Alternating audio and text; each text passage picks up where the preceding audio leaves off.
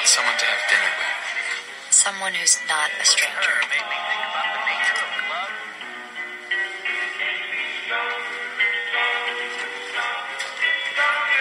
I have stuff. Someone who's my friend. Someone who knows how to have fun. Someone to learn new things with. Someone to get coffee with before work. Someone to watch Netflix with afterward. What does he have to do to really impress her? Someone to zip me up. Someone to teach me. Someone to inspire me. Someone to push me. Someone to give me a reason to delete Every single dating app. I just want someone who makes me smile.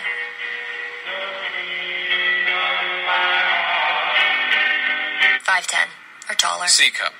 Minimum.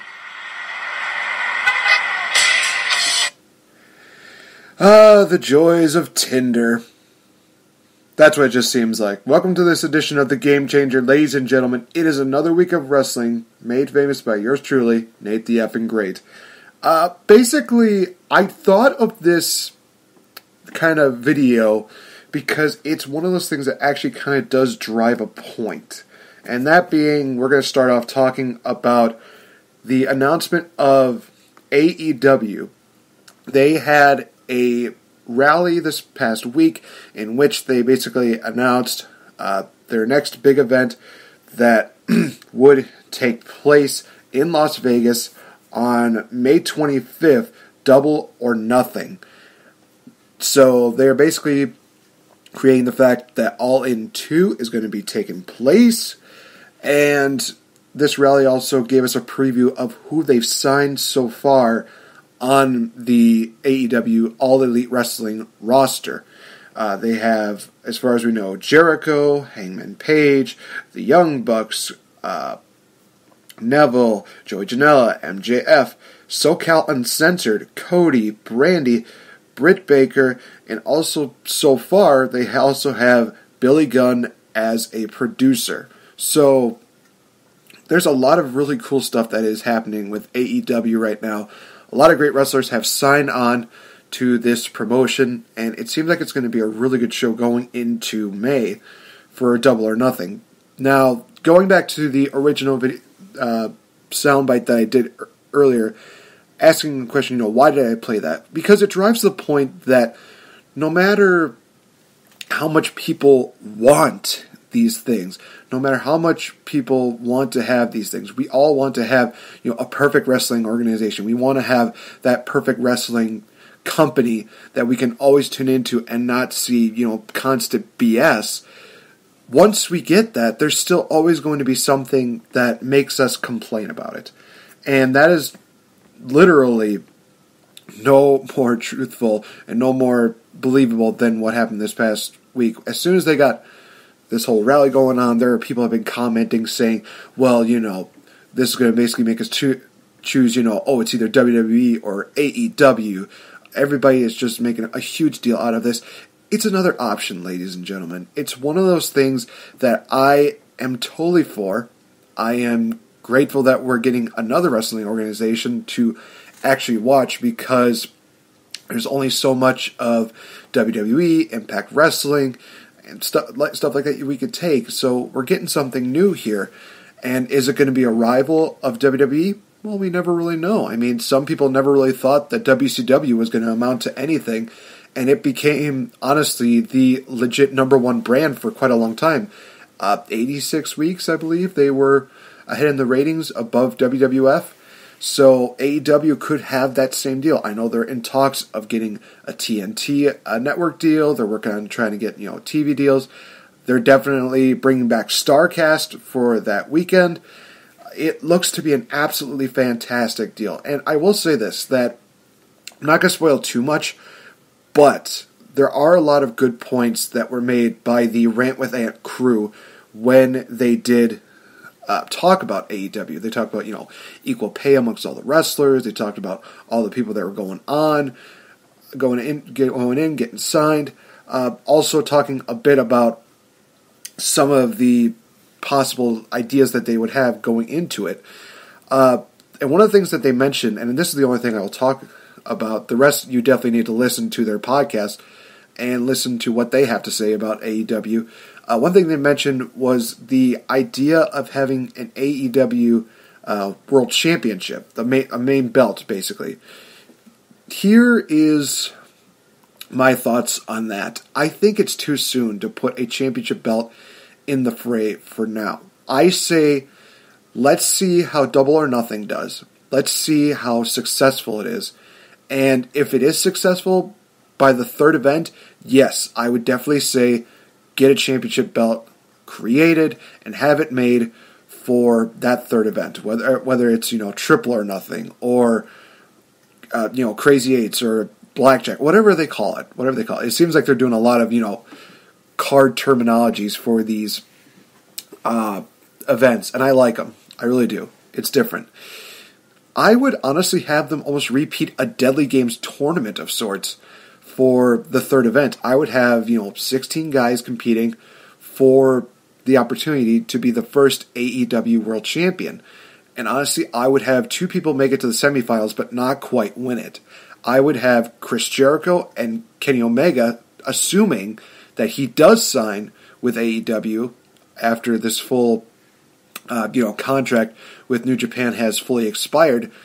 I would have those two cost each other their matches in the semifinals, and then for the next big event, you could have the rematch between Jericho and Kenny Omega. Honestly, also thinking about it, you could have that as the main event for the Jericho Cruise. That is more than likely going to happen this year, and I am hoping that I get to be a part of that because I missed out on it last year. I hated it, but this time around, this year, hopefully I get a chance to be a part of that. But that's what I would have for that.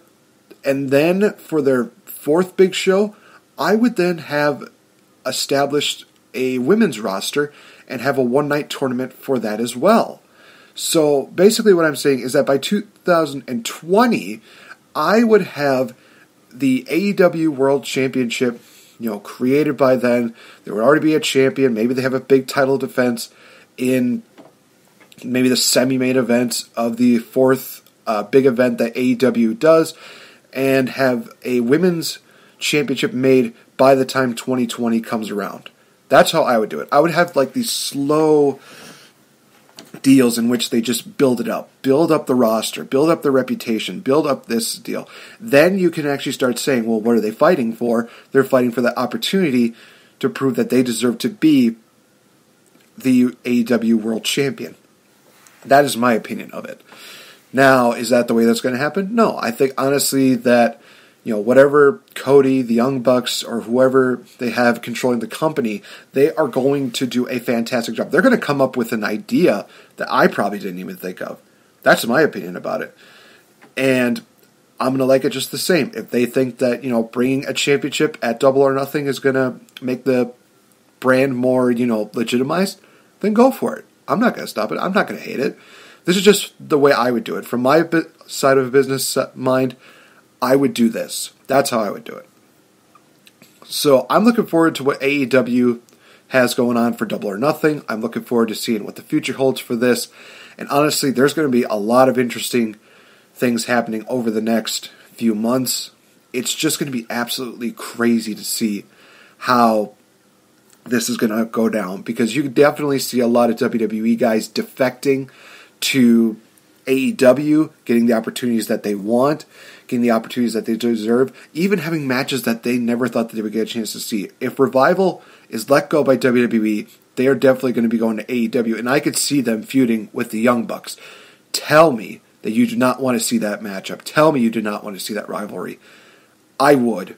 And I would just, I would pay good money to see that. So that's my thoughts on AEW. So we go from that to talking about Raw, SmackDown, NXT.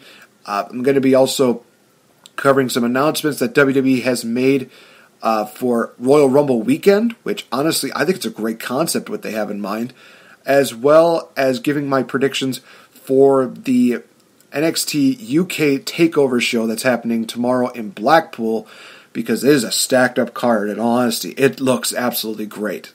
So, with that being said, let's talk about Monday Night Raw. Raw was actually pretty good. For a 2019 starting episode, it started off pretty well. And we got to start off Raw with a brawl between Seth Rollins and Bobby Lashley. They were basically, broken up.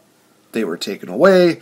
And then out comes Mr. Happy himself, with his crazy hairdo. John Cena comes out. And basically, he talks his whole spiel about missing the WWE. Thankfully, he did not make a Bumblebee reference, because last week when he did that, that was cringeworthy. And I hated it. I don't want to hear that again. He announces his name for the Royal Rumble. And then that would bring out Drew McIntyre, who calls out Cena and basically talks about himself. And really just state the fact that, there are people that talk the talk, I walk the walk, and I'm going to show it to you. And then Lio Rush would come out, and he would talk about how they're going to lawyer up, how him and Lashley are going to lawyer up because of this unsafe work environment that Seth Rollins has put him through, and blah, blah, blah, blah, blah, blah. And the first thing that came to my mind was, oh God, they're going to bring back David Otunga. If that happens, I will laugh. I will say I called it, and then I will literally say I want nothing more than to shut off my TV, because Lashley's one thing. Lio Rush is a completely different story, but then you bring in David Otunga, and you are going to lose me, because god dang it, that does not need to happen. This would eventually have come out into a brawl in which we see Seth Rollins come out, and then Finn Balor comes out. This builds up into a 6-man tag team match in which we see Cena, Rollins, and Balor taking on Lashley, McIntyre, and Dean Ambrose. Apparently, during the whole scuffle and everything, Dean Ambrose was out there. I didn't see it, so I literally had somebody point out to me, oh, he was in during the scuffle. I guess so. So, this was actually a really great matchup here. A 6-man tag team match to kick off Raw in a positively excellent way, actually. There came a point where Drew did the Scottish Nightmare, I believe it's called, the headbutt that he does to John Cena, and it was a hard hit, and he actually got dizzy from. He looked like he got dizzy from that. Well, Cena has a bit of a thick head, so I guess that's to be expected. And Cena barely got that much in the way of momentum in this. He was getting beat down by Lashley, McIntyre, and Ambrose quite a bit. Rollins and Balor, they definitely put on some really great deals during this matchup. We see the fast-paced deal that they have. I kind of want to see these guys be tag team champions, even if it's just for one time. But there's one spot in particular that Rollins did that just absolutely just surprised the hell out of me. So he does a deal where he comes in, does a flying clothesline, goes through the ropes, then he does a moonsault to the outside to, I believe it was McIntyre and Lashley, then he gets back in the ring, hits a Falcon Arrow, and this was almost in like a matter of almost maybe 15, 20 seconds, I would say. It was just fast-paced. It was very well done. I liked it. It was great. In the end, we would see Seth Rollins hit the curb stomp on Dean Ambrose for the victory. And he would look up on the Titantron, and who would we see? Well, none other than Triple H. He's talking to the women. He's talking to Bayley and Sasha. Seth Rollins just comes in, storms it. He knocks Triple H's coffee out of his hands. Oh my lord! Not the coffee! And he saying, hey, isn't this what you wanted from me? I'm giving you what you want, now give me what I want, and that's a shot at Dean Ambrose. Triple H says, okay, you're going to get your IC title match tonight in a Falls Count Anywhere matchup. Absolutely great. Loved it. Then we go on to, honestly, probably the hardest part of Raw. No, this was probably the second hardest. No, this is the hardest. I'm going to say that, because this tore away at a lot of fans' hearts. They definitely had a tribute to Mean Gene Okerlund. They did the whole 10-bell salute. I was even standing. I was at home, and I stood up for that to show respect for Mean Gene. It was one of those situations where it just was very heart-wrenching to hear that. Then, after a few seconds, thankfully, we would get the whole dun dun dun dun dun dun dun dun. Hulk Hogan's music hit. Everybody was just electric. They were great reaction from the crowd. This was also in Orlando. I don't know if I mentioned that or not. I doubt I did. But Hulk Hogan, he came out. He basically showed us a highlight reel of Mean Gene. They did like a fantastic job of doing that. So many parts where I was literally just crying, remembering so many of these moments, seeing Mean Gene doing his whole training with Hogan deal, or he was doing his interviews. Everything that he did was just absolutely just untouchable. There's not going to be anybody else like Mean Gene. Then Hogan would basically go into a Hogan-like promo, I would say, where he just says, well, you know something, Mean Gene. I know you're up there. He just definitely talks about how he's, making matches between, I'm trying to remember what it was. I think it was like the Ultimate Warrior and Rick Rude versus Kurt Hennig, and maybe I can't remember who it was. He just mentioned a lot of people that he's probably up with right now, just doing great. With talking about breaking up the fight between Bobby the Brain Heenan and Gorilla Monsoon. Everything that Hogan said here was just absolutely great. I know that there's still a lot of people that have hostility towards him for what he said, for a lot of the things that he's done in the past. This was one of those moments where we talked about this yesterday in my podcast with VictoriBelle, where she talks about the whole idea of being able to forgive and forget. This was one of those situations where it's like, in this case, I'm willing to forgive Hogan and forget what he said because he's doing this wonderful thing for Mean Gene. Hard for me to say anything bad about that.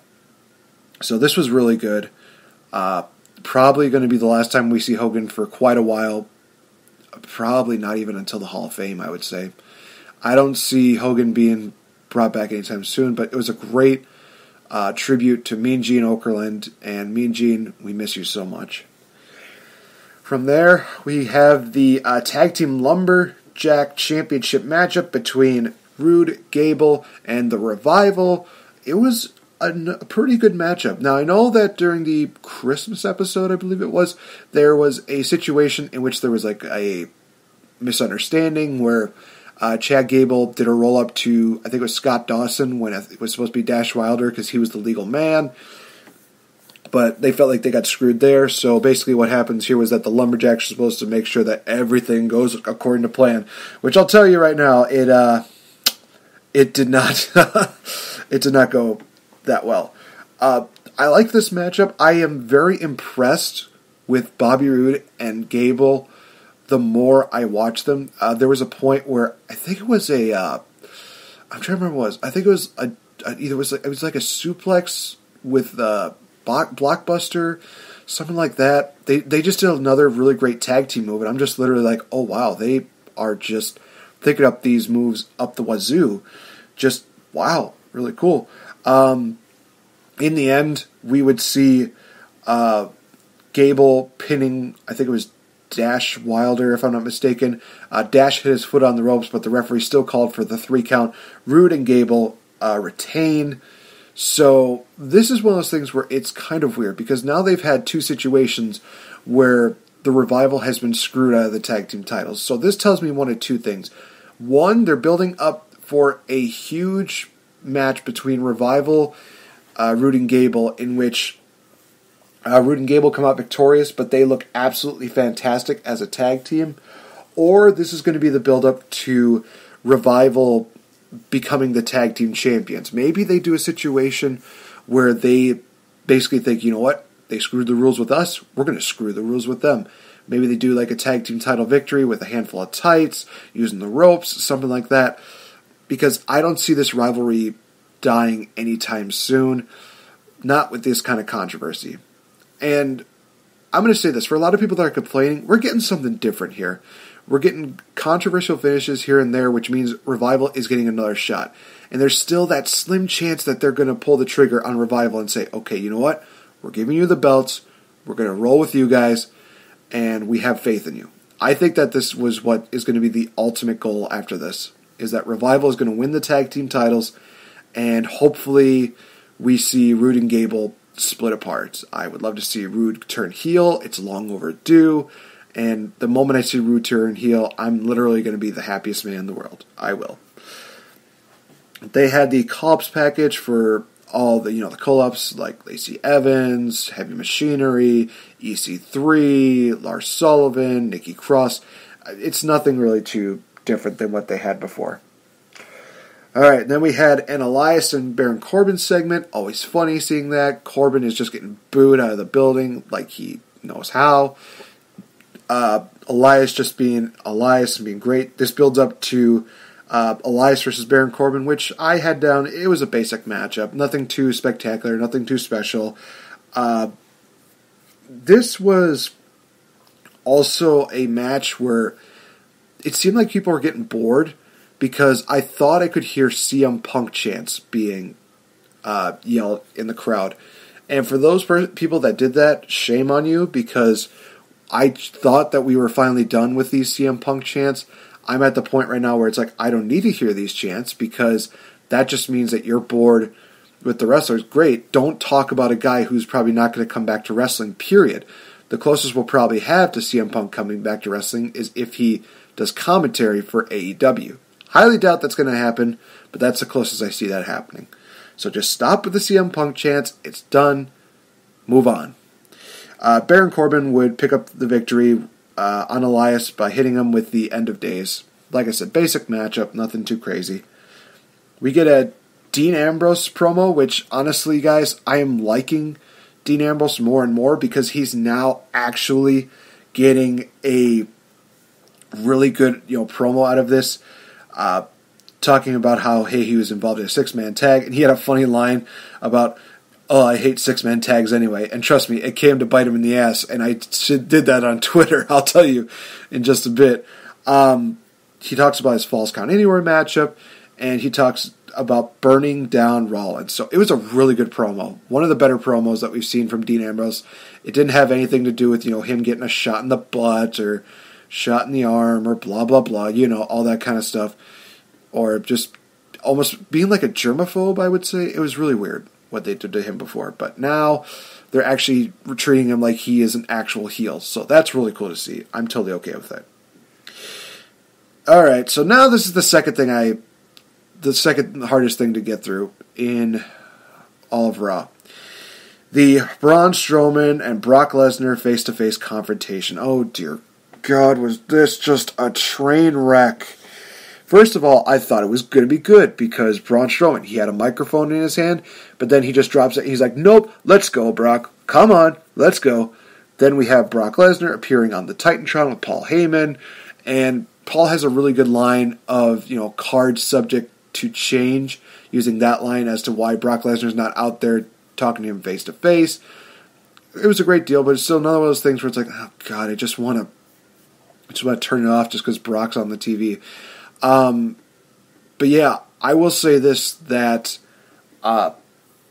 one thing that I recall being on Rant with Ant was that Demon Diva really put up a good point, is that Brock Lesnar's at a point right now where he has nothing to prove.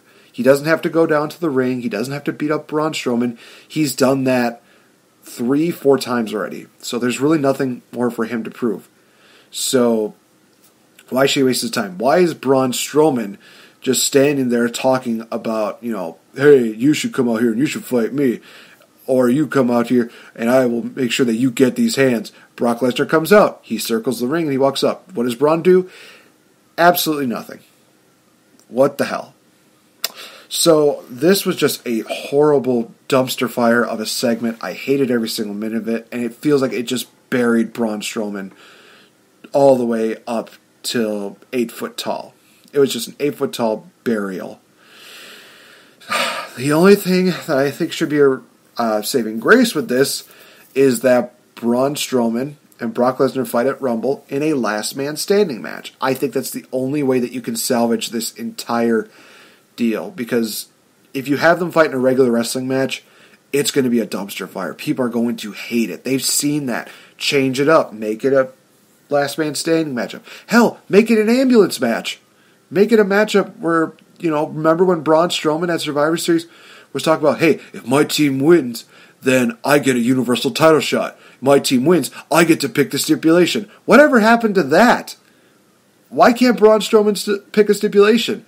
Make it no DQ. Make it no holds barred. Make sure that it's something hardcore. Because then, if you do a regular wrestling match, it's going to suck. You got to add extreme stipulation to it. Make it so that you still have faith in Brock Lesnar. Make it so you still have faith in Braun Strowman. Have them just beat the ever-living piss out of each other, and you're going to get people interested. It's going to be different. Like I said, last man standing match, I think is the best option. Have the two of them beat each other so badly that maybe it ends in a double count, maybe it ends in a double count out, maybe it ends with Brock Lesnar defying the odds and beating Braun Strowman again, but just barely. Have it be that. Or maybe have it be a stipulation, like I said, an ambulance match. Brock looks like he's about to lose, but Brock comes back, and he's able to throw Braun into the ambulance, winning the matchup. Just make it something that will help both men. Don't just make it a regular wrestling match, because we've seen that. We're going to be bored of it. We're going to hate it. We're going to shut it off. We can't handle another regular wrestling match. You have to add a stipulation to it. Just, please. That's all I'm asking. Make that matchup with no disqualifications. Make it a last man standing. Make it an ambulance match. Whatever crazy stipulation you want. Just don't let it be a regular match. Okay? Alright. So then we had a matchup between Jinder Mahal and Alicia Fox taking on Apollo Crews and Ember Moon. Actually, it was kind of crazy. They actually had a pretty entertaining segment to start off before Ember Moon and Apollo came out. I think that maybe Alicia Fox, again, just doing the whole Shanti thing, is just so funny.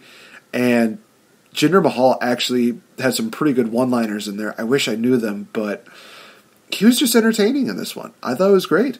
But in the end, we see Cruz and Moon. They defeated Jinder and Foxy. I will say this, that when Ember Moon made a tag to Apollo Crews, it looked like she did the Claymore kick to Alicia Fox. So it was kind of one of those situations where it's like, wait, if that was the Claymore, then shouldn't she have beaten Alicia Fox 1, 2, 3 with that? Or am I just being, being crazy? I don't know. It looked like she hit the Claymore, bottom line. And, that's really all I have to say about that. It was a basic match. We had the first installment of A Moment of Bliss by Alexa Bliss. And honestly, it was not the best talk show deal, but you add in Ronda Rousey, and she came out and she talks about, what a year she's had, and she actually puts over Sasha Banks immensely. Alexa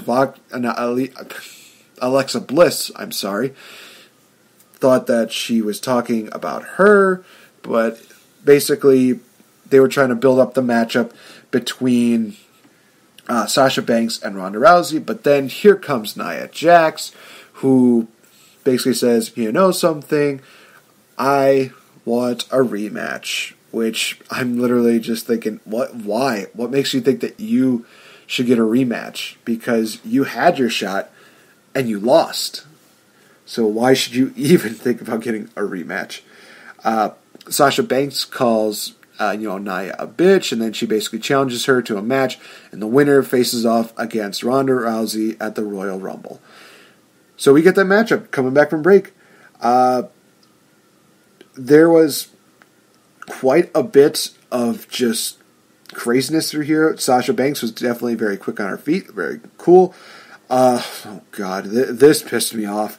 So remember how I talked about in the Lumberjack match where, Dash Wilder, he had his foot on the rope, referee didn't see it. Well, I believe it or not, I believe Sasha Banks had her foot on the rope, and the referee was just like, oh, look, her foot is on the ropes. We actually noticed that. It's like, are you kidding me? Okay, so you couldn't have seen that earlier, but now that it's a huge matchup that you're just going to do it now. Oh, great. I literally have ref actually sees foot on rope, and with the giant eye roll. That's how pissed off I was about it. There's like a really brutal rope spot by on Sasha Banks that just made me think, oh gosh, no, don't kill Sasha at all. Then we see Sasha Banks tries to go for a Hurricane Rana on Nia Jax, who was on the apron, I believe it was. But Sasha Banks just took a nasty fall. It was one of those moments where it's like, oh, geez, no, Sasha, honey, don't be doing this. Don't be doing this. You're we only have so much of you that we can handle. But in the end, we see Nia Jax tap out to the bang statement. We get the dream match that we wanted for so long. We get Sasha Banks versus Ronda Rousey at the Royal Rumble for the Raw Women's Championship. And I said this on Twitter before. Here's how I would have it. Sasha and Ronda, Royal Rumble. Bayley and Ronda, Elimination Chamber. Have the rematch between Charlotte and Ronda at Fastlane. And then you have Becky versus Ronda at WrestleMania. And honestly, that's one of the best ways that you can build it up. Think about this. She'd be facing off against every single horsewoman in the WWE. And she could beat 3 out of 4 of them. That would say a lot. That would just say an absolute ton. That would help her career immensely. I think that it should definitely happen. I hope it happens. But we're getting Sasha versus, we're getting Sasha versus, shit. I'm sorry, I'm kind of just still mind blown. We're getting Sasha versus Ronda. I'm excited for this matchup. It looks really great. Alright, and then we get into the main event matchup in which we see Seth Rollins and Dean Ambrose battling in a Falls Count Anywhere match for the Intercontinental Championship. A lot of really great, spots backstage. Dean Ambrose getting thrown everywhere. Seth Rollins getting thrown everywhere. There's a spot where Dean Ambrose looks like he's about to be smashed by a piece of equipment by Seth Rollins. He gets out of the way. One of the things I definitely compliment on with this matchup was Renee Young's reactions, because you can tell that she is very concerned about her husband. She's watching this matchup, and she's knowing that, that Seth Rollins and Dean, they were best of friends, and I'm sure she's still friends with Seth Rollins, but now she's seeing, her husband almost getting destroyed by her, I guess, ex-friend, you could call it. It's one of those things where it tells a really good story through her reactions. It was really good to see that, and everything on here was just great. Also, the beautiful transition that happened here. Oh my God. Seth Rollins, he does a superplex. He does the superplex, and then he picks him up into a powerbomb, throws him into the turnbuckle. He does a super kick to Dean Ambrose and follows it up with a curb stomp. It was one of the best transitions that I had ever seen. Definitely Seth Rollins, just holy crap, it was great. In the end, we would see Lashley getting involved. He interferes, hits the spear on Rollins. He hits that, what I call the lift and cutter on Rollins. And Dean Ambrose gets the cover for the victory to retain his Intercontinental Championship. Really good matchup. I didn't like the finish as much, but at the same time, it is one of those stories that I think should be told. Because here's the thing. If you want to build up Brock Lesnar versus Seth Rollins, you have to have Seth Rollins take on people who are maybe twice his size, have more muscle than him. Basically, like his battle with Roman Reigns. Have somebody that could definitely take him to his physical limit and just deliver such great damage to his body. Lashley is probably one of the best people to do that, next to Drew McIntyre. And I think that having Lashley and Rollins in this, feud is a great idea. You have the two of them fight off against each other, building up to maybe a matchup at Elimination Chamber. I would say that. Have Seth Rollins go over, have him do some great matches with Lashley, and have him showcase that he is ready for Brock Lesnar at WrestleMania, because yeah, he needs these kind of matches. So, honestly, like I said, Raw was just absolutely great, and it was a great way to start off 2019. I absolutely loved it. Oh my gosh. So, I do want to talk a little bit about...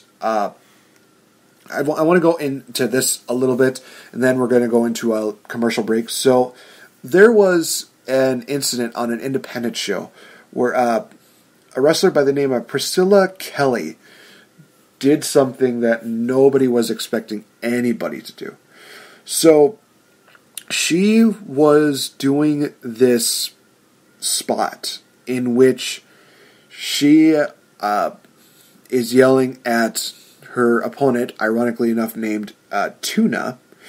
She is basically saying, you're just going to eat the tuna. She's reaching into her tights, the front end, and she pulls out a tampon, a bloody tampon, supposedly, and she jams it down Tuna's mouth. And this has been one of those situations where it has caused a major uproar. There are women all over the wrestling world that have said that it's disgusting, that it is a poor way to tell a story. There are a lot of people that have definitely said that it's just trash, it's just horrible. Some people have definitely defended it. I'm going to give my take on it. I was disgusted by it. I really was. It's one of those things where I think that there is always that moment where there's just a gray line or a line that you just do not cross. This was kind of one of those lines that you just really don't cross, in my opinion. Now, there have been a lot of people that have defended Priscilla and have definitely mentioned that, hey, we basically celebrate a guy who talks about his dick, who uses his dick to wrestle in Joey Ryan.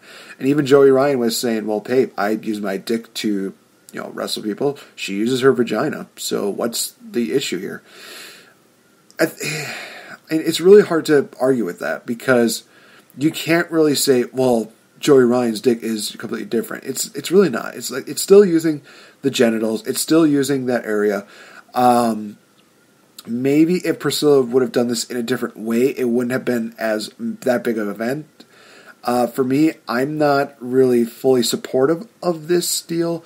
It definitely got a lot of people talking, and hey, that's spot on for her to really get that kind of exposure. But it's just one of those things where I just did not think that needed to happen. It was unnecessary. Like I said, there's a point where you need to really question whether or not this is the right thing to do. And this was one of those things where I think it was the wrong call, it was the wrong thing to do, and how do I defend myself? Because we're not talking about, Joey Ryan whipping out his dick and just doing stuff to women. No. He's just there's people just basically grabbing his dick and he's doing dick suplexes, and that's really all it is. It's not like he's doing anything crazy beyond that. With Priscilla's case, it's one of those things where it's like, hey, basically, basically she's taking, a bloody tampon from her V, and she's using that blood that came out of there to shove down her opponent's throat. It's just one of those things where it just, to me, it just didn't really say that it was a smart idea. That's just my opinion on it. But like I said, it got attention from the crowd. It got attention on social media. Got people talking. I guess bravo for that. But I think it's just one of those things where it's the wrong way to do it. And there's even other people that have defended the fact that what she did was definitely not as disgusting and grotesque as some of the things that we've seen on television, and they're not wrong, because you look at some of the things that they've definitely talked about, like we've seen Mae Young give birth to a placenta on TV. We've seen Vince McMahon and Shane McMahon with a bunch of male cheerleaders getting quote unquote shit dropped on them from the skies. We've seen just these deals where you have like a quote unquote porn star wrestling in the ring. We've seen a lot more disgusting things. Hell, we've had Mania. Jeez Louise. Whole Katie Vick story was one of those things where it's like, yeah, as weird and as disgusting as the Priscilla Kelly, tampon deal is, it's still nothing compared to, Katie Vick. Right now, that's the one thing where it's like, that was the most uncomfortable. This is just one of those things where it just made me physically ill. It was very unsettling to me. I don't really like it. I don't think the person should have done it. But I'm not going to, judge her on just this one thing. That's just my opinion on it. So, with that, you guys, I'm just going to take a quick commercial break. And then when we come back, I will be talking about Smackdown. I will be talking about NXT as well as a special event that will be happening during Rumble weekend. And I will be giving my predictions for the upcoming NXT UK TakeOver show. It looks to be absolutely phenomenal, you guys. So be sure to stay tuned because more Game Changer is coming at you. Check out the guys over at Eclectic Media Project. They bring you podcasts such as Musically Challenged. Whose podcast is it anyway? Want to hear something interesting? And their newest podcast, Page 3.14 News. Check them out on Podbean and iTunes at Eclectic Media Project. On their website at www.eclecticmediaproject.com. Check them out as they are the home with a little something for almost everyone.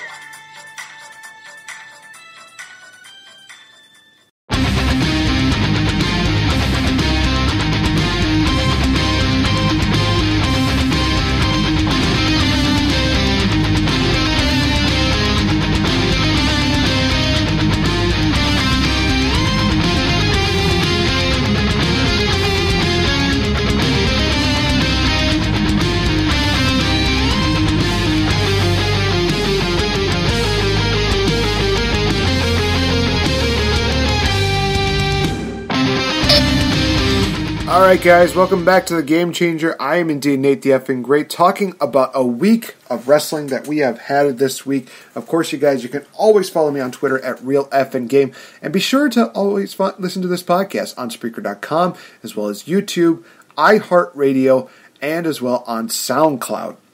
Alright, so I talked a bit about Raw, talked a bit about AEW.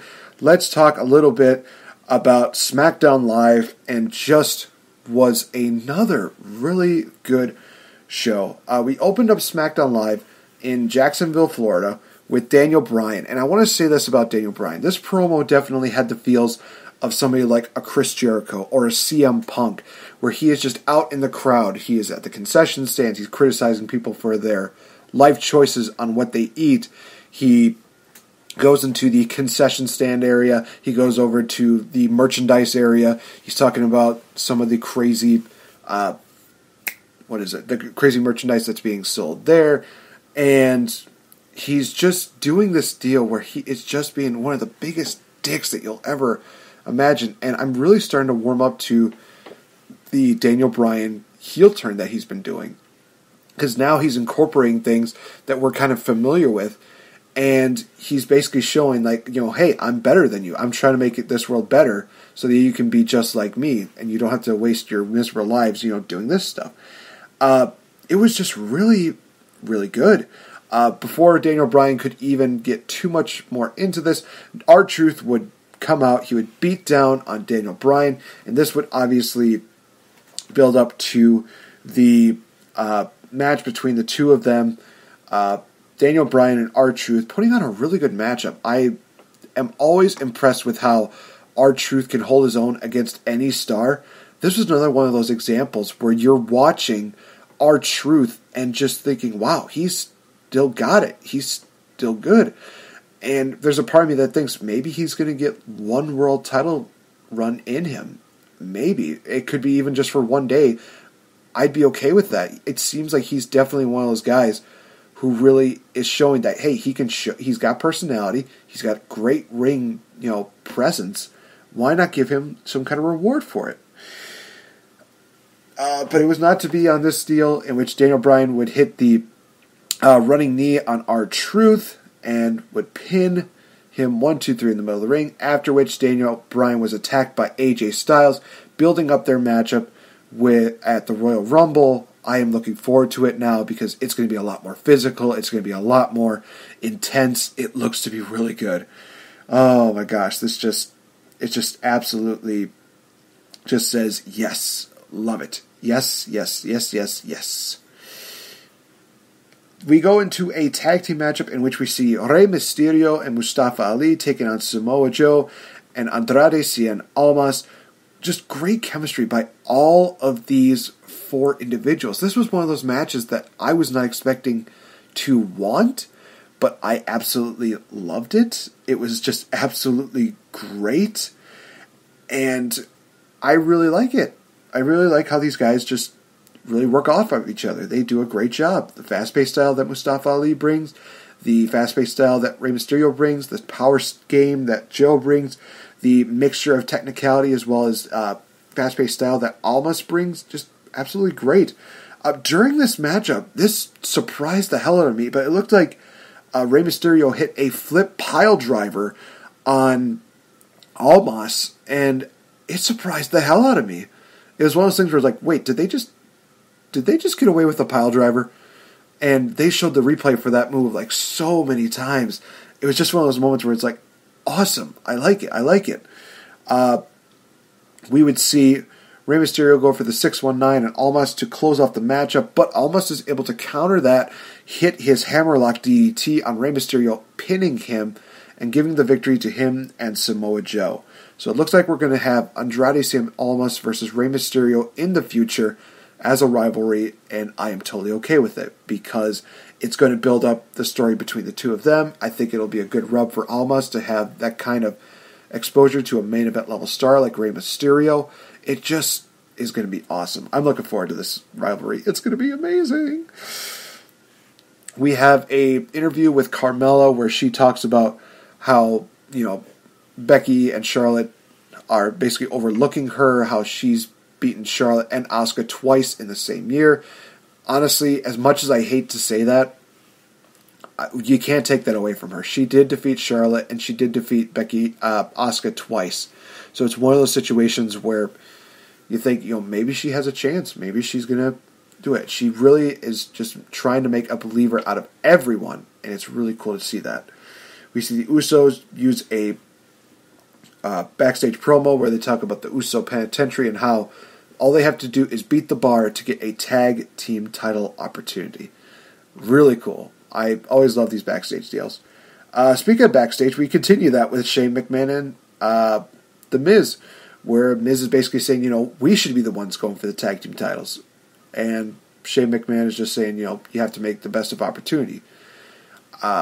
So you have to go out there and you have to make opportunity. And The Miz is just thinking, okay, I'm going to go out there and I'll make opportunity. And boy, does he ever. We're going to get to that in just a bit. So Rusev comes out and he talks about how Nakamura injured Lana. And when this happened, it was one of those situations where here's the thing. I thought that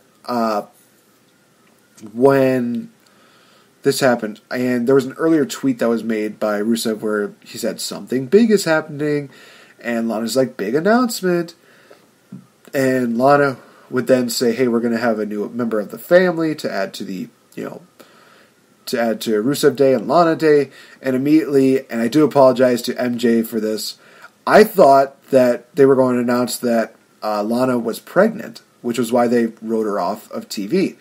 That was not the case. I'm still a little confused on what happened, because it looks like they adopted a puppy, but it also looked like they also adopted a kid, if I'm not mistaken. I don't know. It's one of those things where I'm a little confused on what exactly happened here. I'm not sure what went down. It did look like they adopted a dog, which, hey, great job. Congratulations to you. But did they also adopt a child too? I'm just all confused here. But anyway, getting back to this, again, I apologize to MJ. I was definitely, misdirected. I thought I had it all figured out. Not in the least.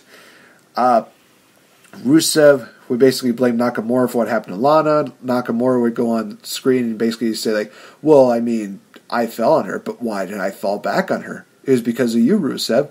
Rusev would basically do the opposite of what Braun Strowman did. He basically just says, Well, you know something? You want to try and prove me wrong? Okay. He goes backstage. He goes after Nakamura. Nakamura's there to just ambush him with, weapons, with knees to the face. This rivalry is getting intense, and I am loving it. It just, oh man, I didn't really know what I felt about Nakamura and Rusev, but now I'm kind of getting more into the matchups and into this rivalry because it just looks really good. I really like it. We have the Bar versus the Bar versus the Usos in a matchup, and if the Usos win, they would go on to get a tag team title opportunity in probably for the Royal Rumble or something like that. During this matchup, there was a lot of great sells by Cesaro, whether it was a super kick, whether it was a splash, whether it was a Samoan drop. Whatever they did, Cesaro just found a way to make everything look really good. Loved it. It was a great matchup from all four of these competitors. They really had so many spots in which it seemed like, oh, the Usos were going to win, or oh, the Bar was going to win. Just really good back and forth deals between them. Mandy would get involved by coming out with her body covered in a towel, and it looked like she had nothing underneath it, but we find out later that was not the case because Mandy is a tease. I'm just going to say that right now. This distracts Jimmy and Jay, and we would see Cesaro hit the neutralizer for the victory. The Miz would come out and challenge the Bar to a match at the Royal Rumble, in which the Bar accepts. So we got the Bar against Shane McMahon and the Miz at Royal Rumble. Oh, bollocks. Oh, God. I want the Bar to win so badly, but there's a major part of me that just thinks to myself, God, they're gonna put the belts on Miz and Shane, aren't they? This is one of those situations where I hope it's a situation where Shane turns on the Miz and we get face Miz against heel Bryan at WrestleMania. I still want that to be a thing. I really do. It just screams a great matchup. But the Miz definitely needs to have one of those situations where, he's better off as a tweener, not as a full-on babyface. He really is. I'm just hoping that's not what... I don't know. This is just crazy. So, we had a deal in which Mandy and Sonya, they're backstage. They're basically bragging like, oh, we cost Jimmy the matchup. Mandy would just, take off the towel and no, she had something on. Don't get any ideas, guys. It's not like, Terry Reynolds who had just barely something covering her. Trust me, I watched Royal Rumble 1999, and trust me, I'm going to be reviewing that with Mr. Fretz in the future. But, Naomi would get involved. She would assault Sonya, and she would assault Mandy, but the numbers games was too much for them. Jimmy would come in to save his wife. That kind of ends that. Bryan is backstage. He's guaranteeing victory against AJ Styles at the Royal Rumble. That's kind of it. So we get into the triple threat main events between Charlotte, Carmella, and Becky Lynch. And boy howdy, this was really good. Another really good showing between all three of these women. They had a great showing at SummerSlam, and they kick off 2019 with a bang. Holy cow, it was great. There was a dual moonsault that Charlotte did to both Becky Lynch and Carmella. That was absolutely great. Carmella did this dive to the outside, and I legit thought that she was going to just hurt herself. I literally call it a scary dive by Carmella. Thankfully, Becky Lynch was there to help, ease the fall. But this was Carmella's best showing in her entire run, in my opinion. This was definitely one of those matches that I look back and I could say she had great people to work with, great people who sold for her. She sold absolutely fantastically. It was just a really good showing for Carmella. I was very happy to see that. We had a moment in which history almost repeated itself. We see Becky Lynch. She locks in the disarm her on, I think it was the disarm her on Carmella. Charlotte would hit a natural selection from the top rope. It was a pretty impressive natural selection. we see Carmella hit a super kick on Charlotte to knock her down, and then Carmella goes back to Becky Lynch, covers her for the 1, 2, and 9/10 of a fall. It was so close. I legit thought that Carmella might have won there. But in the end, we see these three women just laying it all on the line. But in the end, it was Carmella who would go for a roll-up on Becky Lynch. But nope, we see Becky Lynch lock in the disarm her, and Carmella taps out. Becky Lynch gets the title shot against Asuka at the Royal Rumble. We get a nice little stare down between the two of them to close the show. It was just absolutely fantastic. Loved the matchup, and the right person won. We get a rematch. We get a matchup that we never thought we would see. We get Asuka versus Becky Lynch 1-on-1. It's going to be great. I'm looking forward to it. Oh, I'm giddy right now because we got. If you're disappointed in the world title matches, guys, think about this. We got 2 dream matches we never thought we would see in quite a while. Asuka versus Becky and Ronda versus Sasha. That, to me, already makes this event great. Even if we have to go through that whole entire deal with Braun and Brock. Oh, God. I already made this clear, and I'm just going to make this public again. I am going to take 2 shots during that matchup. At the beginning, to get through it, and at the end, to celebrate the fact that I got through it. That is how I'm spending my night at Royal Rumble. just that one shot of just hoping that maybe that shot will get me through that entire match, and then a shot after to be like, thank God, it's over. That's literally how I'm going with it. Alright, so let's talk a little bit about the match up that is going to be happening at Royal Rumble Access. So here's the thing, is that it seems like they're going to be doing a 4... maybe they're going to do like this Access deal during all 4 of the big 4. So Royal Rumble, WrestleMania, SummerSlam, Survivor Series. Who knows? Maybe they'll throw in, Evolution. Maybe they'll throw in Money in the Bank in there as well. I think that those could be really good, deals to do. That's just my opinion. But anyway, so during Royal Rumble Access in Phoenix, we have this deal in which we're going to have a 15-man tournament in order to determine it's just kind of interesting. So here's basically what they have. It's a brand versus brand. Dream matches will be, they'll become a reality. We have 5 men from NXT, 5 men from NXT UK, and 5 men from 205 Live. They will compete in a tournament with the winner receiving a future NXT UK, or 205 Live championship match of their choosing. So this is one of those situations where if one of the cruiserweights wins, they could go down to NXT. If one of the NXT UK guys wins, they could go to 205 Live. There's so many different possibilities that go into this. So it all kicks off with a battle royal on January 26th on the WWE Network at looks like it's going to be 8 a.m.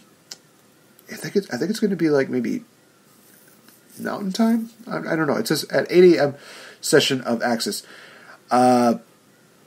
And here's where it gets kind of interesting. The order of elimination in the Battle Royal will then determine the first round matches for the 15 Superstar Single Elimination Tournament beginning later that session. So basically they have to go through the Battle Royal, and basically you have to hope that you do not have, somebody that you don't want to fight get eliminated after you, or even before you, for that matter.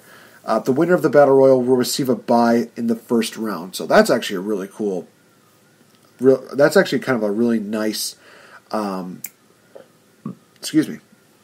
very, very nice reward to get for winning the Battle Royal, but also an even sweeter reward of winning the tournament. So, who are the 5 that are going to be involved in this tournament? Well, we have from NXT, we have Adam Cole, Velveteen Dream, Dominic Dijakovic, Keith Lee, and Otis Dozovic. So these 5 guys are going to be representing NXT.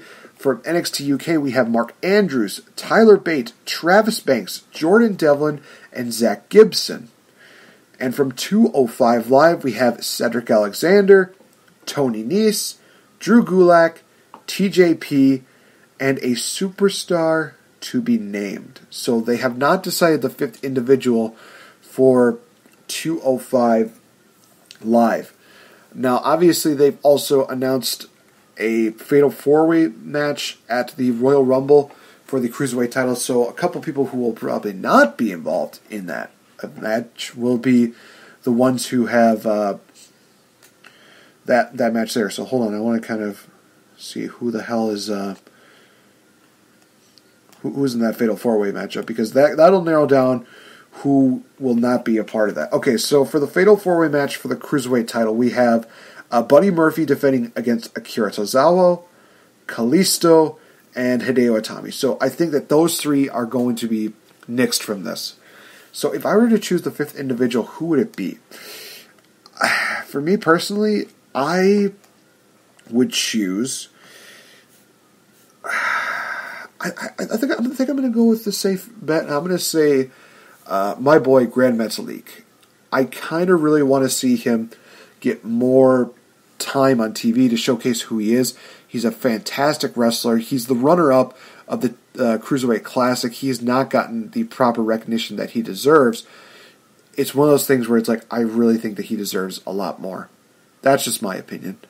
So we'll find out as time goes on, but I'm just hoping Grand Metalik is that final one. And, geez, when we get down to it, we'll talk about, who we think is going to win the tournament, who's going to win even the Battle Royal. If I had to pick like an early deal right now, I think, honestly, I would pick Velveteen Dream. And mainly because I kind of want to see Velveteen Dream go against the UK champion. I think that'd be kind of cool. Maybe he challenges for the NXT championship. I mean, we could get a rematch between Ciampa and Velveteen Dream. I don't see that really happening, but it would still be kind of cool. And honestly, we'll talk about the UK card in just a bit. But first, we do have to get through the NXT show that took place. And honestly, it's been a while since I've seen NXT. I loved it. I absolutely loved it. So, we had, starting off, was the one and only Johnny Gargano coming out, where he talks about how when it comes to wrestling matches, we have, we never really talk about, wins and losses. We talk about wins and championships. So, he kind of really does a absolutely he does a bit of a crazy deal. And honestly, it's really cool to see that he's talking about that. He basically is building up the matchup that he wants, that the fans definitely want, in which we see, in which we see him versus Ricochet. Ricochet comes out and he's basically saying, "Hey, I will take you on wherever you want to go. Let's do it." And it's basically one of those things where it's like, Ricochet wants to give him a title shot. And we see then Ciampa comes out. He basically just stating, talking about championships. He is the one who holds the big belt. He's the one who holds Goldie. So it was really one of those things where he's building himself up. And then we hear, Aleister Black get involved. And he is just saying that NXT TakeOver Phoenix, you will fade to black. Lights go out. Lights come back on. Here comes Aleister Black. Beats down on Ciampa. We got that going on. And then Ricochet got distracted. He turns around. Super kick by Johnny Gargano. And this basically confirms that we're going to get Ricochet versus Gargano for the North American Championship at TakeOver Phoenix. Oh God, can you say early match of the year contender? That just, it just tastes so good. It just tastes so beautiful. I like it. I really like it. All right. Then we had the the tag team titles were made official by William Regal. He said that the Undisputed Era will be defending their tag team titles against the War Raiders at NXT TakeOver Phoenix. So it's really cool to see that. I'm really looking forward to seeing these guys just tear the house down. It's going to be great. Is it going to be Lucha Brothers versus NXT great? LAX great? We'll see. I mean, anything's possible, but I mean, that match was awesome. So we'll see. That's just me. We get into the first matchup of the night, which is Nikki Cross versus Bianca Belair, or as a lot of people know, Mr. Philliams' favorite wrestler.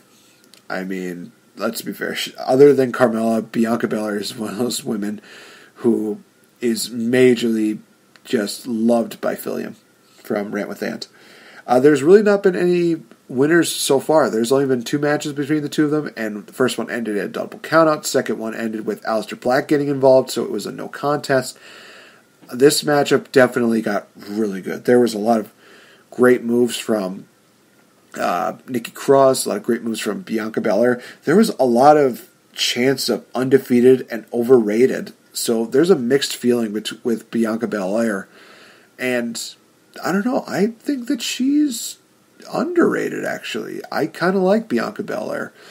Am I going to say that, she's the best women's wrestler of all time? No. But she definitely needed this matchup to showcase what she was going to be all about in her NXT title match against Shayna Baszler and NXT TakeOver. So that is something that she needed to really prove in this matchup. During this matchup, this actually kind of took me by surprise, but I was also very impressed by it. Bianca got hit with a spinning fisherman suplex, and she rolled from one side of the ring to the other to get out. And it was smart. It was one of those things where, Bianca's just trying to save her title shot. It was great. Bianca Belair, though, would pick up the victory over Nikki Cross and stay undefeated going into the matchup. So from there, we have a Street Profits promo, basically building up to their returns to NXT this next week, and I liked it. Because here's the thing: they talk about opening doors. And they use that literally as their promo, where they're just going from one door, it's locked.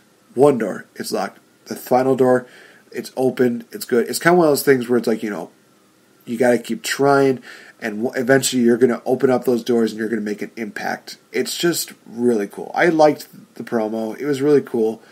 And we get to see the Street Profits come back next week on NXT. It's great. It's going to be great to see them back. We had Fabian Eichner and Marcel Barthel taking on, as I said, 2 jobbers. But I'm going to say this, that I love these matches because it made both teams look absolutely great. They both just sold. They both, really delivered. It was just really great to see how these guys just, just how great these teams showcased each other. Now, one thing that I mentioned here was Wyatt highlight, and the reason why I mentioned that was because the guy that they said was Ricardo Wyatt. I can't remember exactly what they called him, but he was one of those kids who just absolutely, he did a great job. He was the highlight of the night. He did a lot of fast-paced style. He definitely connected with a lot of the wrestlers in the ring. It was just really great, and I actually do want to make a shout out to him because now he follows me on Twitter as well as Danny Birch. Danny Birch, thank you very much. Definitely major shout out to you, my brother. But the guy's name is Hector Perfecto, and his Twitter handle is @Hector_Perfecto. So be sure to follow him, you guys. He definitely is one of those guys who just really is a highlight. And I think he's going to be a dark horse when it comes to NXT. I'm looking forward to seeing what else they do with him. Looking forward to that. But Fabian and Marcel, they win with what was a absolutely fantastic tag team finisher in which they do a power bomb and then they They drop the powerbomb into the other guy who does a German suplex. It was great. It was a great tag team move, and it was awesome. It was a great tag team finish. Fabian and Marcel picked up the victory, and with that awesome tag team move, like I said, it was awesome. Ricochet wanted to take Johnny Gargano out after that super kick that he took from Gargano. He basically said, it may be about this championship, but I'm going to take Gargano out. So he's definitely showing a lot more character, but I saw more character with him since day one. Everybody else is just like, oh, he's too bland, He's Ricochet. What more do you want from him? His name just says he's awesome. We got the continuation for the rivalry between Cassius Ohno and Matt Riddle. It looks like after the victory by Riddle, Ohno was going to show a little bit of respect. Nope. Riddle got taken down, taken out. This got Keith Lee's attention, and he challenges Cassius Ohno to a match next week. So, it was really cool. Then we have the main event in which we have Adam Cole, baby, taking on the top 1% EC3. A really good matchup between these two guys. Wouldn't expect anything less. It was already a 1-0 lead for EC3, who picked up a victory against Adam Cole a few weeks ago. But Adam Cole would pick up the victory here after a distraction from the Undisputed Era. He would hit a super kick to EC3 and then hit the knee on EC3 for the victory. They would continue to beat down EC3. Then Undisputed Era got interrupted by the War Raiders, who just stopped the assault, and they beat down Undisputed Era. Yes, it was 4-on-2, but these two guys were just massive, gargantuan men, and they just tore into them. Great preview going into NXT TakeOver Phoenix. This could be a huge bump in the road for the Tag Team Champions and for Undisputed Era, as they are hoping to make it a year of gold for Undisputed Era. We'll have to wait and see. I am looking forward to it, but it was a great NXT showing. I really liked it. So that does it for Raw, SmackDown, and NXT. Now talking about NXT UK TakeOver Blackpool. They have 5 matches announced here, you guys. They may add one more, just never know. So let's just talk right into them, and I will also give my predictions on them. Not too familiar with some of these people, but I do know most of them, so I think we'll be good. We have Travis Banks taking on Jordan Devlin in a 1-on-1 matchup. I'm going to pick Jordan Devlin on this one. I just think that Jordan is one of those guys who's definitely going to build a lot of momentum. I think he just needs it the most.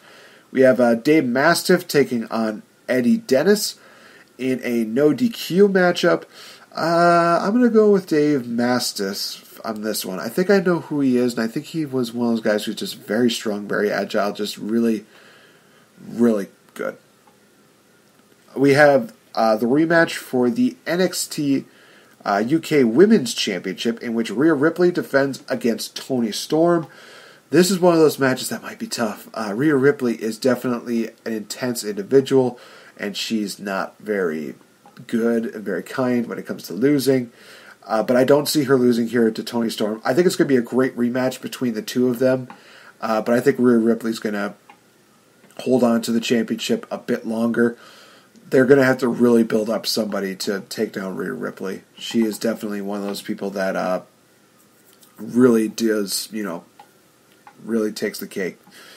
So we have a tag team matchup for the inaugural NXT UK Tag Team Championships, in which we have Mustache Mountain, Trent Seven, and Tyler Bate taking on the Grizzly Wild veterans Zach Gibson and James Drake. This is a bit of a tough one, because on one hand, it seems like it's the obvious choice to go with Mustache Mountain, because they were the ones who really innovated and just really built up the tag team division. So it seems like, that's the ultimate payoff for them. But it would also seem like that would be the too easy and predictable way. And for that, I'm actually going to be going with the Grizzly Young Veterans. I think that Zach Gibson and James Drake are going to become the inaugural tag team champions of NXT UK. And I think that they definitely should build that up a bit more when, Mustache Mountain wins the tag team titles. I think giving to them right away after they just introduced them to it, it's one of those things where it's like, hey, that would be a great moment, it'd be awesome, but I think that they could just build that up just a little more. I just really think that they could. That's just my opinion. And then in the main event, we have the United Kingdom Championship. Pete Dunne, the greatest champion in the modern era, with a title reign of 601 days. And honestly, guys, I'm hoping it's going to be 2 years because it's coming up pretty quickly. Holy crap, it is. Let's see, 365.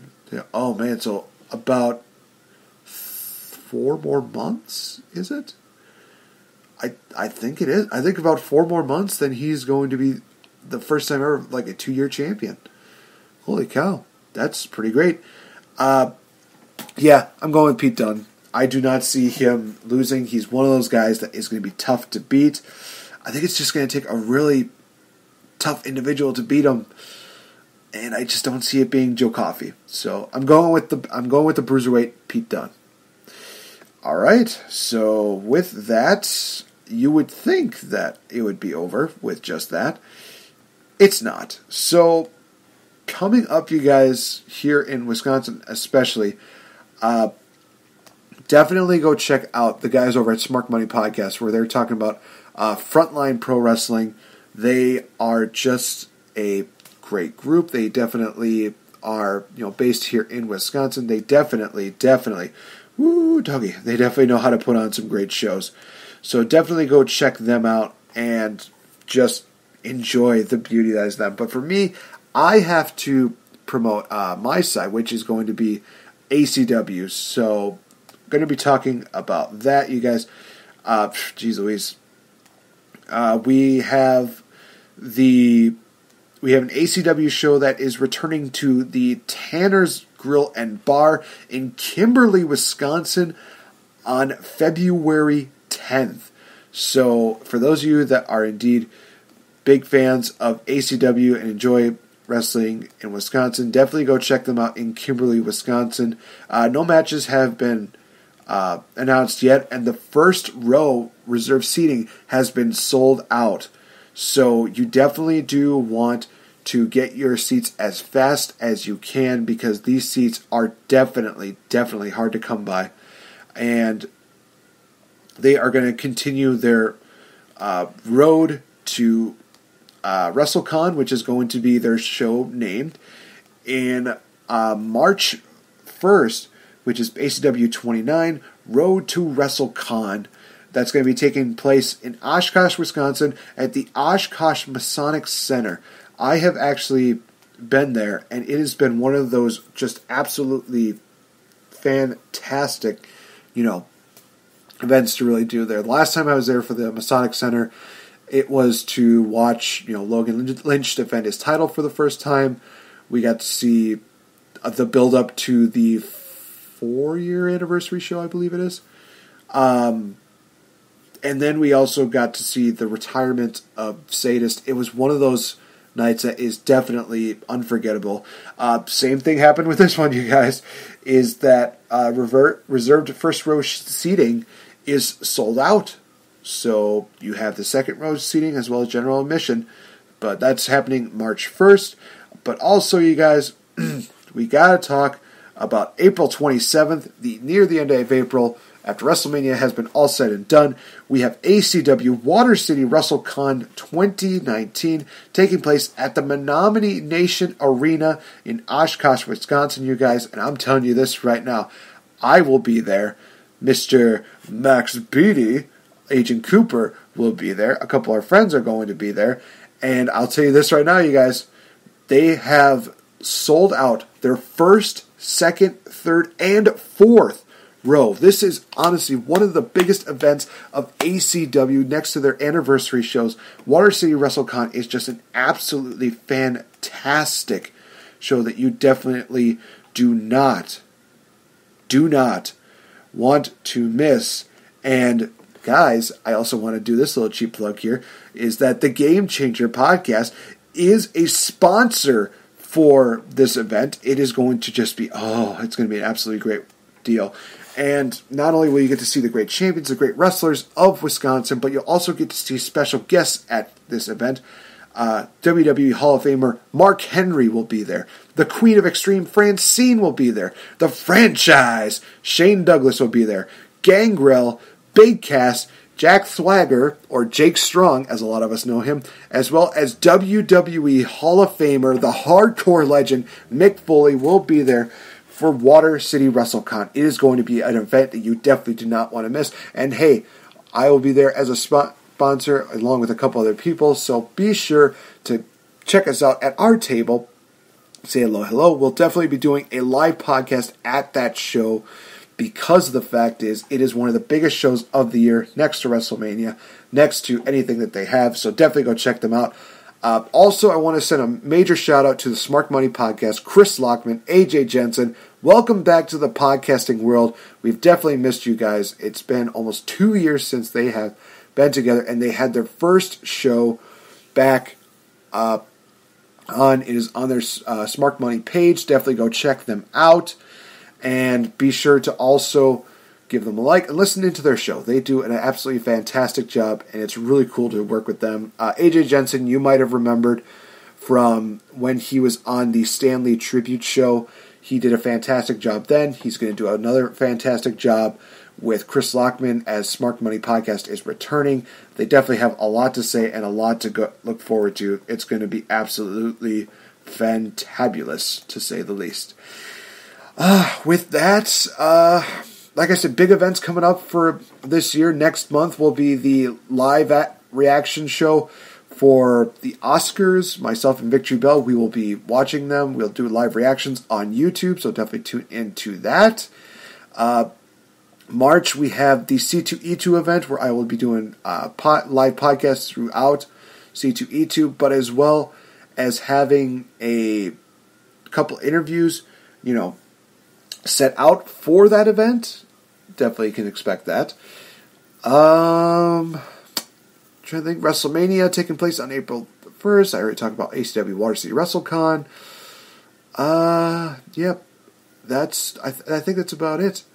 So, with that being said, I think that we can call this an episode. Yeah, I think I can call this an episode. So, thank you guys so much for listening in to the show. Thank you so much for being a part of this show, and thank you so much for all the support that you've given us. Be sure to give us our like on our Facebook fan page. Be sure to also listen into all the other great episodes that we have here uploaded on Spreaker.com, as well as on YouTube. All the great episodes on iHeartRadio, as well as on SoundCloud, because the fact of the matter is you definitely do not want to miss another day in the life of a game changer, because we are just that awesome, and we're just getting started. 2019 is definitely upon us. I know for Royal Rumble weekend, I'll be having a chance to hang out with some great friends, Agent Cooper, Max Speedy, as well as Nick, one of the former champions of the Game Changer. I will be challenging Mr. Fretz for the Game Changer Championship at Royal Rumble, as well as defending my Gift to the Podcast Championship, we'll call it, against Mr. Will Tereshaw, Mr. Willie. Oh, Willie, you just gotta go. He's gonna lose at the Rumble. Oh, Joe, gotta believe it. I'm sorry. That was bad. That was stupid. But with that being said, guys, thank you so much again for all your help, for all your support.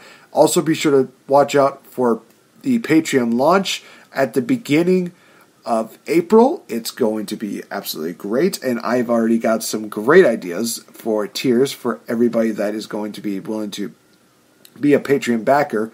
You're definitely going to be a part of so much when it comes to creating content as well as being a part of the show. Definitely look out for that, you guys. So, with that being said, yeah, we're going to call it an episode. I'm going to start talking right now, and I'm going to leave you guys be. Thank you so much, and have a good one, you guys. Enjoy the weekend. Enjoy NXT TakeOver UK Blackpool. It's going to be awesome. It is going to be awesome. Definitely tune into that.